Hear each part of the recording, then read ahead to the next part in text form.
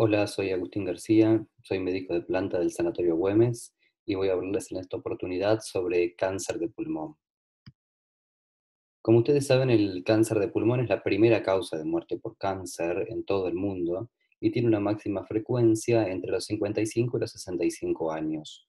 El 85% de los pacientes son fumadores o lo fueron en alguna oportunidad y se sabe que los fumadores pasivos tienen un 25% más de riesgo de desarrollar cáncer de pulmón que la población general.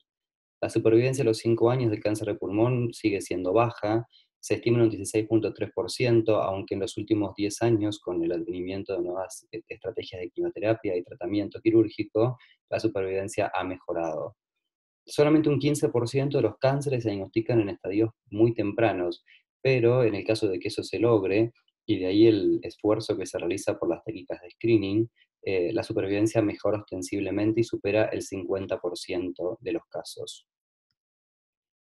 Los factores de riesgo para el cáncer de pulmón son múltiples. Algunos son muy conocidos, como el tabaquismo, como pueden ver en esta tabla, tanto en hombres como en mujeres, el tabaquismo pasivo, que conlleva un riesgo relativo de 1,5, el asbesto, que tiene casi un 3% de riesgo relativo, y el asbesto, cuando se combina con tabaquismo, conlleva un riesgo relativo de casi un 30%. Y el radón es un gas incoloro, inodoro, que es un producto de degradación del uranio, se acumula en las casas y algunas casas que están establecidas sobre suelos con mucho contenido de uranio, suelos de granito, sobre todo aquellas que tienen sótano, el radón puede ingresar por las aberturas, por las grietas o inclusive acumularse por las paredes, filtrar hacia niveles superiores de las casas y eso conlleva un riesgo aumentado en la exposición prolongada de cáncer de pulmón, más que si consideramos que el radón, sobre todo el uranio, tiene una degradación muy lenta de miles de millones de años.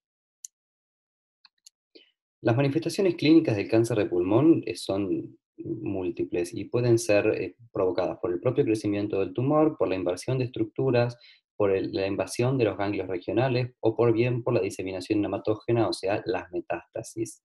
E incluso el pulmón puede producir una serie de sustancias que conlleva los llamados síndromes paraneoplásicos. Los signos y síntomas pueden ser muy inespecíficos. Existe el llamado síndrome de impregnación, que es el paciente con febrícula, con astenia, con pérdida de peso, que puede incluso llegar a la caquexia y que habitualmente tienen hiporexia. Los síntomas que tienen que ver con el crecimiento del tumor es con la invasión del tumor, por ejemplo, las estructuras endobronquiales, lo que provoca tos, la erosión del tumor dentro del bronquio puede provocar hemoptisis, la obstrucción por el tumor puede provocar algo como sibilancias o estridor cuando compromete estructuras más proximales o de la vía aérea superior, o bien generar atelectasia por obstrucción endobronquial, o sea, atelectasias obstructivas, o neumonías posobstructivas, porque eso genera un colapso del pulmón con la consecuente neumonía, y eso también puede conllevar disnea. Mientras que la invasión local del tumor en el tórax o en estructuras linfáticas puede provocar derrame pleural, dolor pleurítico, incluso cuando el tumor es central y compromete el esófago puede generar disfagia. Por parálisis de los nervios del recurrente se puede generar ronquera o voz bitonal y en el caso de parálisis frénica puede generarse una elevación del hemidiafragma. Hay un caso en particular que es el tumor de Pancoast, que es el tumor del vértice pulmonar, que compromete la última raíz nerviosa cervical o bien las primeras raíces dorsales. Y lo que genera típicamente es un dolor en el hombro referido a la cara cubital del brazo o el antebrazo y a veces, eso es de mal pronóstico, puede comprometer el ganglio estrellado, el que se encuentra entre los escalenos y puede provocar el llamado síndrome de Claude-Bernard-Horner, que se caracteriza por enoftalmos, miosis, lagrimeo o epífora de ese ojo, anhidrosis, homolateral, siempre es homolateral al tumor, y disminución de la hendidura palpebral, o sea, ptosis palpebral. Otra cosa, cuando la invasión es más extensa, si es un tumor de Pancoast o incluso tumores centrales que comprometen el flujo a través de la vena cava, el retorno venoso al corazón, puede generarse el llamado síndrome de vena cava superior. Esta foto que está aquí ya probablemente la hayan visto en alguna oportunidad. Este es un paciente que al levantarse por la mañana tiene la cara muy edematizada, mientras que con el transcurso del día, con la bipedestación, favorece el drenaje de la vena cava, la sangre fluye mejor y por lo tanto el paciente con el transcurso del día se empieza a desedematizar. El síndrome de vena cava típicamente tiene extensa circulación colateral, como pueden ver en esta foto de aquí, e ingurgitación de las venas yugulares. Esto puede ser muy, muy llamativo, incluso tener cianosis central, marcado edema de la cara y los miembros superiores, de la parte superior del cuerpo. Los síndromes paraneoplásicos son relativamente frecuentes. La importancia de esto tiene que ver con que su existencia debería llevar a buscar un tumor oculto a nivel pulmonar. Los síndromes endocrinos, yo no me voy a detener específicamente en lo que produce cada tumor, sino en los síndromes paraneoplásicos más frecuentes, o lo que uno debería tener en cuenta. Los síndromes endocrinos son frecuentes, hasta el 12% de los pacientes pueden padecerlos. El extremo de los síndromes endocrinos es el síndrome de Cushing, por la secreción ectópica de ACTH, y aquí tiene una foto, un diagrama del típico paciente con síndrome de Cushing, con facies de luna llena, las estrías violáceas, por debilidad de la piel. Esto, el síndrome de Cushing es una de las es uno de los extremos de los síndromes endocrinos. Pero después pueden existir otras cosas como hiponatremia, ocasionada a través de un síndrome de secreción inadecuada de hormona antidiurética, o bien producción ectópica de hormona paratiroidea, simil paratiroidea, que genera consecuentemente la hipercalcemia y la hipofosfatemia. 30% de los pacientes pueden tener acropaquias y pueden tener sensibilidad y aumento de dolor en las articulaciones, tumefacción en las articulaciones afectadas. Las acropaquias no son dolorosas, pero son muy llamativas. Estas serían los dedos hipocráticos o acropaquias. Y los síndromes neurológicos o miopáticos son mucho menos frecuentes, pero son más graves. 1% de los pacientes pueden padecerlo, como el síndrome de Eaton-Lambert, el síndrome miasténico, pueden tener neuropatía periférica y, muy importante, reconocer a la polimiositis o la dermatomiositis. Estas enfermedades musculares inflamatorias pueden ser un síndrome paraneoplásico y obligan a buscar un tumor primario. Esta foto es el eritema en heliotropo, típico de la dermatomiositis. Las alteraciones hematológicas pueden considerarse síndromes paraneoplásicos, 8% de los pacientes pueden padecerlas, y lo más importante, más allá de la anemia, que es la anemia de los trastornos crónicos, son las trombosis. Estos pacientes, al igual que como cualquier cáncer, pueden tener trombosis de miembros inferiores, trombosis de miembros superiores, con el riesgo aumentado de embolia pulmonar, y la tromboflebitis migratis, que si bien es más frecuente en tumores del aparato digestivo, como el cáncer de páncreas, también puede ocurrir en el cáncer de pulmón. Respecto a la clasificación del cáncer de pulmón, a grandes rasgos, esto lo van a ver en más profundidad cuando vean anatomía patológica, pero en general los tumores de pulmón se clasifican en carcinomas de células pequeñas y carcinomas de células no pequeñas. El carcinoma de células pequeñas representa el 25% de todos los cánceres y es la forma más agresiva de cáncer de pulmón, prolifera muy rápidamente, tiene alto poder de metástasis y está altamente vinculado al tabaquismo. Se llama células pequeñas por las células en avena o células microcíticas, típicas células de citoplasma escaso y el núcleo muy condensado. Remedian un linfoma, si lo ven en esta foto lo pueden ver bastante bien. Y los carcinomas de células no pequeñas son globalmente más frecuentes, representan el 75% de todos los cánceres y se dividen en tres subtipos mayores: el cáncer de células escamosas o epidermoide, los adenocarcinomas y el carcinoma indiferenciado o de células grandes. El carcinoma escamoso es el 30% de todos los casos, tiene una fuerte relación con el tabaco, globalmente puede decirse que tiene un poco de mejor pronóstico y está vinculado a que metastatiza tardíamente y tiene un patrón de crecimiento un poco más lento. Tiene la localización central en 2/3 de los casos y eso hace que puedan adquirir un tamaño bastante considerable antes de ser detectado. Afecta a los bronquios segmentarios y tiene mucha tendencia a invadir el bronquio, a generar compromiso endobronquial. Estos tumores son los que más frecuentemente se asocian, el epidermoide escamoso, a los tumores de Pancoast, al síndrome que vimos recientemente. Son tumores que cavitan, en general, cuando cavitan, generan una cavitación central con paredes gruesas e irregulares, y por esta tendencia que tienen a obstruir los bronquios, son muy frecuentemente vinculados a neumonías posobstructivas o a telectasias. Solamente un tercio de los pacientes tienen localización periférica de los tumores escamosos o epidermoides. Los adenocarcinomas son un poco más frecuentes, son el subtipo más común en pacientes no fumadores, suelen aparecer en general como nódulos periféricos y afectan frecuentemente a la pleura, y tienen una subclasificación histológica bastante más compleja. En general se clasifican de acuerdo al tipo histológico que predomina. Esto sería la clasificación actual de los adenocarcinomas. Tiene lesiones preinvasivas, adenocarcinomas mínimamente invasivos y adenocarcinomas invasivos, además de otras variantes de menor importancia. Anteriormente, y ustedes probablemente hayan escuchado hablar del carcinoma bronquiolo alveolar, que hoy por hoy se excluyó de esta clasificación, y es un adenocarcinoma muy particular porque tiene un crecimiento lepídico. Hoy por hoy se lo clasifican en adenocarcinomas invasivos, predominantemente lepídicos. El crecimiento lepídico quiere decir que crecen siguiendo los septos alveolares. Lo pueden ver en esta filmina, que por este crecimiento lipídico que tienen, pueden generar primero engrosamiento de los septos y finalmente invadir los alvéolos, de manera tal que pueden generar consolidaciones con broncograma aéreo, por la invasión justamente a través de la membrana basal, ¿no?, de los bronquios.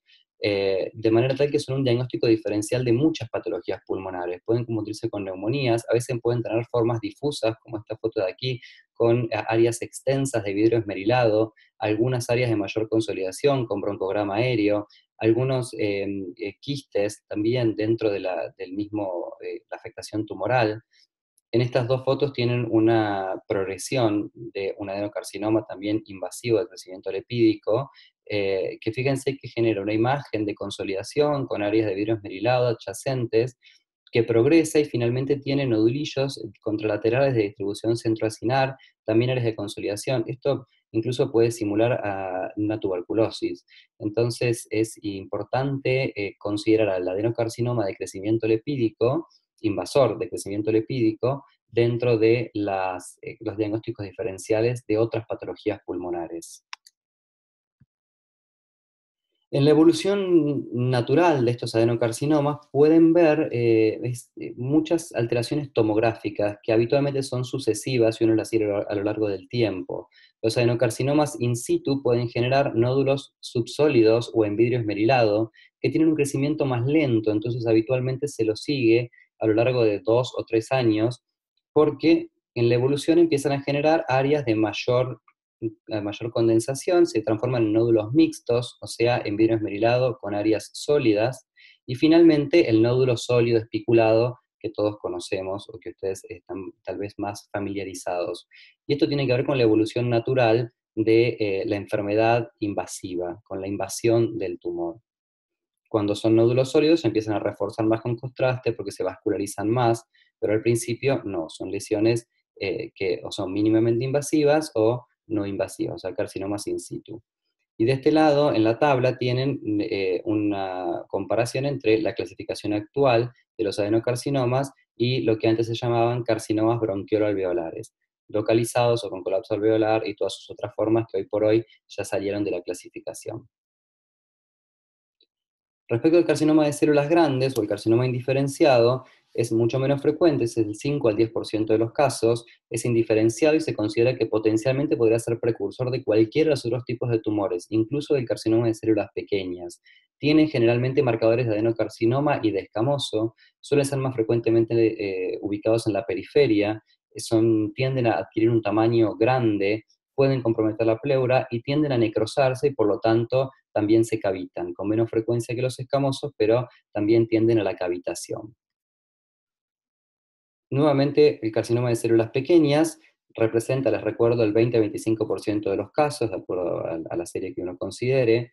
Es altamente asociado al tabaquismo, 98% de los casos se da en pacientes tabaquistas, es un tumor muy agresivo, es uno de los que conlleva peor pronóstico, tiene metástasis tempranas, prolifera rápidamente, el comportamiento es muy errático, incluso nosotros tenemos un paciente que tiene metástasis únicas en hipofaringe, hay pacientes con metástasis únicas en vagina o en vejiga, es decir, tienen un comportamiento mucho más errático que otros tipos de tumores que son un poco más predecibles.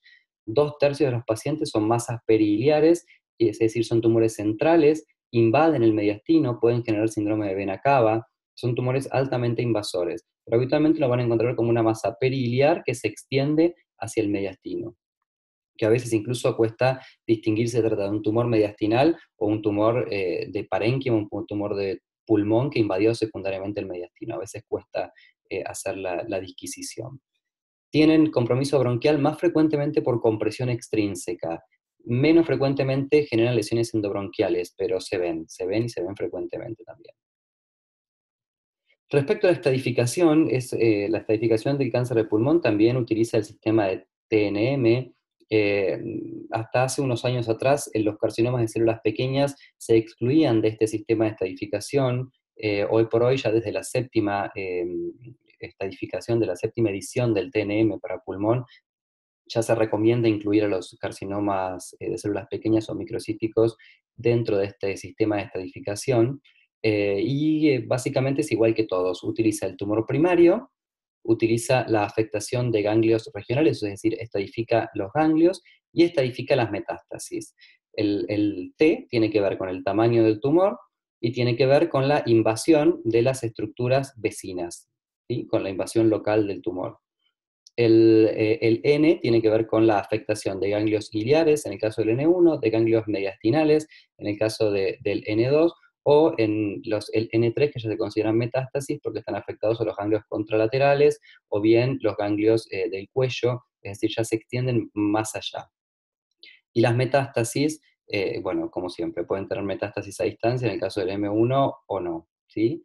Lo importante de esta clasificación es cuando tienen metástasis, porque obviamente la estadificación tiene que ver con una implicancia terapéutica, y cuando las metástasis son únicas, depende del sitio, si son resecables, hoy por hoy, dentro del algoritmo terapéutico del cáncer de pulmón, las metástasis únicas pueden extraerse mejorando sensiblemente el pronóstico de estos pacientes. Por eso las metástasis se subclasifican.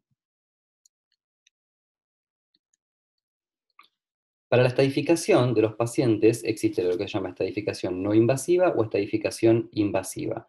Para la estadificación no invasiva utilizamos técnicas de imágenes, o una tomografía con contraste, o bien un PET-CT, o bien un centellograma óseo.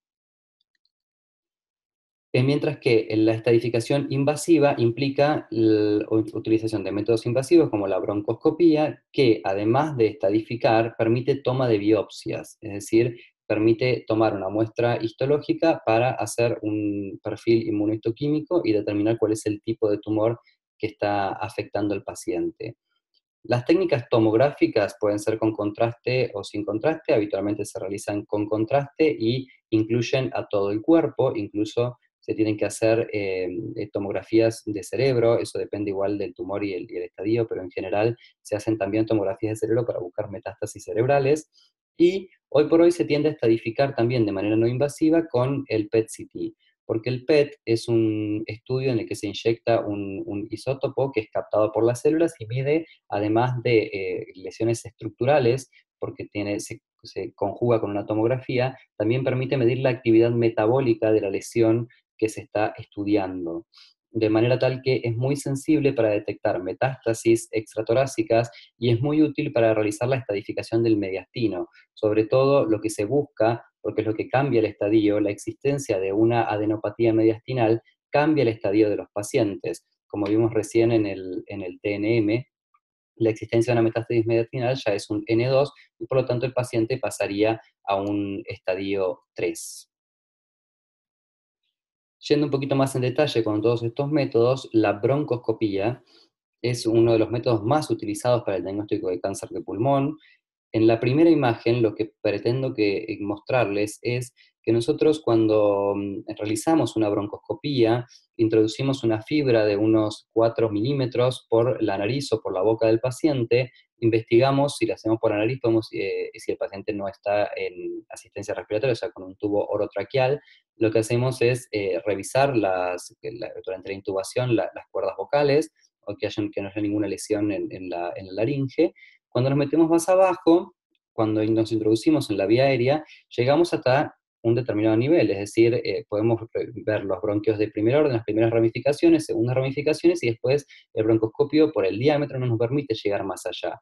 De manera tal que la pinza, esto es una pinza de biopsia, esto azul es una pinza de biopsia, que tiene como una pinza cocodrilo en el extremo, que la introducimos a través del canal de trabajo del broncoscopio y la extendemos a través de un bronquio segmentario, y la pinza después, a través de la ramificación dicotómica del bronquio, va siguiendo algún camino. Y ese camino, en general, uno intenta guiar la pinza, pero no siempre uno logra que la pinza vaya hacia donde uno quiere.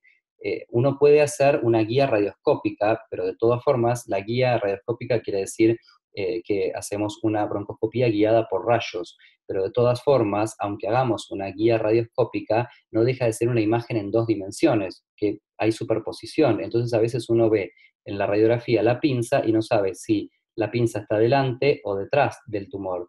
Entonces es bastante complejo hacer un diagnóstico de un tumor mediante broncoscopía cuando la lesión no se ve directamente como en estos casos. Es decir, aquí sí uno puede directamente sacar, o sea, sacar esta parte necrótica del tumor, biopsiar un poquitito más debajo, que es la submucosa, o sea, ir a capas más profundas. Por supuesto que eso conlleva mucho riesgo de sangrado, porque como ven son lesiones muy, muy vascularizadas, pero este tipo de lesiones que pueden ver acá, pseudooclusivas, es mucho más simple de diagnosticar, porque uno las puede ver y directamente las puede biopsiar. Pero los tumores que van más allá y que no tienen traducción endoluminal, es muy difícil de hacer un diagnóstico con broncoscopía. De todas formas, les recuerdo, vuelvo a lo mismo, que la broncoscopía también permite estadificar la vía aérea, es decir, permite hacer para el cirujano le es muy útil que nosotros le digamos a dónde está localizado el tumor, qué compromiso tiene dentro de la vía aérea, porque eso le permite también diseñar una cirugía, es decir, a dónde va a ser el plano de resección, o si tiene que hacer una neumonectomía, y dónde va a dejar el manguito de resección. ¿Me explico? Bueno, en resumen, la broncoscopía tiene mejor rendimiento, obviamente, en pacientes con tumores centrales, por todo esto que les acabo de explicar. La broncoscopía flexible tiene una sensibilidad del 88% para lesiones, para lesiones endobronquiales centrales. Tiene mejor rendimiento con guía radioscópica, también como les acabo de decir. Igual insisto en que al ser en 2D a veces cuesta saber si la pinza está efectivamente dentro del tumor o no. Permite hacer también muestras para análisis citológico utilizando un cepillado o un lavado bronquial o bronquioalveolar, en el cual nosotros a través del canal de trabajo de broncoscopio instilamos solución fisiológica, eso lo rescatamos, es decir, absorbemos nuevamente la solución fisiológica, y eso se le llama lavado bronquioalveolar. Y esa solución que obtuvimos la mandamos al laboratorio y la hacemos analizar. Y ahí se pueden encontrar, con bajo rendimiento, pero se pueden encontrar células sueltas, sobre todo en tumores que comprometen la vía aérea, en tumores endobronquiales. Una técnica bastante más moderna, que por ahora en Argentina tiene muy poca aplicación, sobre todo por una cuestión de costos. Tenemos esta tecnología en el país, pero se hace en pocos centros. En el sanatorio la tenemos, pero nos cuesta aplicarlo por las obras sociales. Es el EBUS con una punción, es decir, es un endoscopio endobronquial. Es como un broncoscopio, pero que tiene un endoscopio en un extremo. Eso lo que permite es hacer una endoscopía a través de la pared.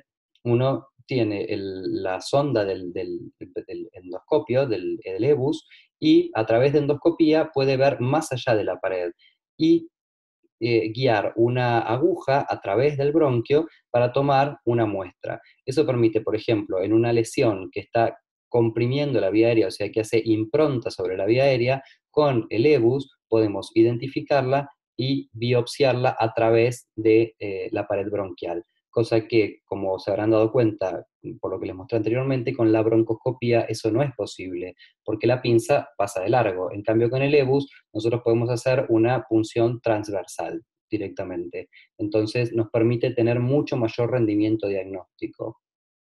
Por eso acá les puse que el EBUS es útil para tomar muestras cuando hay diseminación del tumor en la submucosa o cuando el tumor peribronquial produce una compresión extrínseca, porque esto como permite ver las capas del bronquio, si el tumor infiltra la submucosa, también podemos hacer una muestra ahí. Cuando hay muestra de todos los ganglios, puede tomar muestras de todos los ganglios linfáticos que están en contacto con el árbol bronquial, es decir, podemos, a través, como pueden ver en esta fotito, todos estos ganglios que están alrededor de los bronquios, cuando uno están agrandados y los detecta con el EBUS, directamente, como es en este caso que muestra el diagrama, se puede tomar directamente una muestra guiada por endoscopía endobronquial. Y por supuesto que permite estadificar el mediastino, es decir, el EBUS hoy por hoy es una técnica que compite con la tradicional mediastinoscopía. Cuando uno quiere hacer una estadificación del mediastino, es decir, quiere saber si los ganglios mediastinales están comprometidos, lo que debería hacer es una toma de biopsia. La forma tradicional es hacer una cirugía convencional que se llama mediastinoscopía. Se accede al mediastino por una cirugía convencional, por toracotomía, y se toman muestras de los diferentes ganglios del mediastino. El EBUS permite, si bien es una técnica invasiva, permite de una manera mucho menos cruenta, con muchísimo menos morbilidad, tomar muestras de los ganglios mediastinales y con una sensibilidad y especificidad equiparables a la de la mediastinoscopía, lo cual lo transforma en una técnica costosa pero extremadamente atractiva por la poca morbilidad que le genera a los pacientes.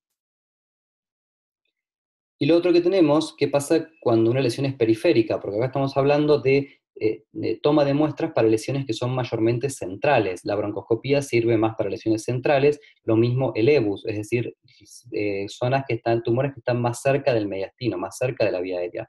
Pero cuando la lesión es periférica, acá la situación ya se complica. Y una estrategia que se utiliza muy frecuentemente es la biopsia por punción transtorácica guiada por tomografía, como pueden ver aquí, que es una aguja que se extiende a través de la pared torácica y se toma directamente una muestra de una lesión periférica. Por supuesto que esto conlleva riesgo de neumotórax, espero, y tiene que ver con la cantidad de cisuras que uno atraviesa cuando pone la aguja, básicamente para tomar la muestra. Esto sirve para tumores periféricos y en general se usa bajo control tomográfico.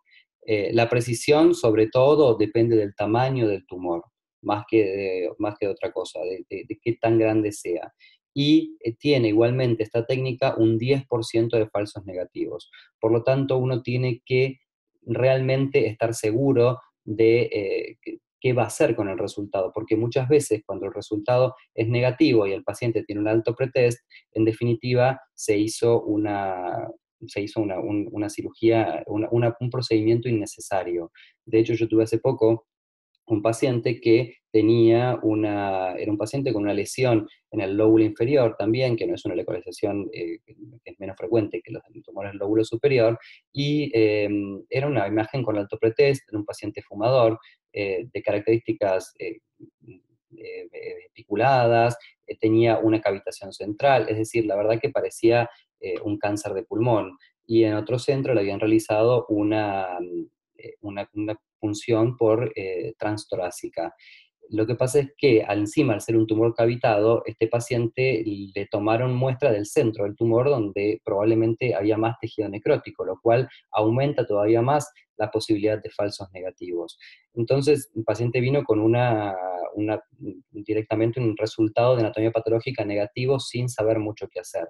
Ese es un paciente en el que al tener una lesión de alto pretest en un paciente fumador, de repente uno puede optar por hacer una cirugía convencional, hacer una lobectomía con criterio curativo, que permite hacer el diagnóstico y a su vez hacer el tratamiento, en vez de utilizar una punción transtorácica que si después da negativa, igualmente le vamos a tener que hacer una lobectomía como ocurrió con este paciente, que le terminamos haciendo una lobectomía y terminó teniendo un adenocarcinoma. Respecto a la inmunohistoquímica, Es la técnica que se utiliza cuando tenemos la muestra histológica. De ahí la importancia de hacer la muestra, porque incluso les acabo de contar a este mismo paciente, tenía una lesión en el lóbulo inferior cavitada, que como les acabo de decir, los adenocarcinomas habitualmente no cavitan. Bueno, este sí. Entonces, uno tiene que tener sí o sí, más allá de todo lo que les acabo de decir, la muestra anatomopatológica para saber de qué tumor se trata y decirle al oncólogo o eventualmente al neumonólogo que se dedique a tratar cáncer de pulmón, qué tumor tiene para que puedan diseñar una estrategia adecuada a ese tipo celular. No todos los cánceres se tratan de la misma manera, me refiero a lo médico, a la quimioterapia.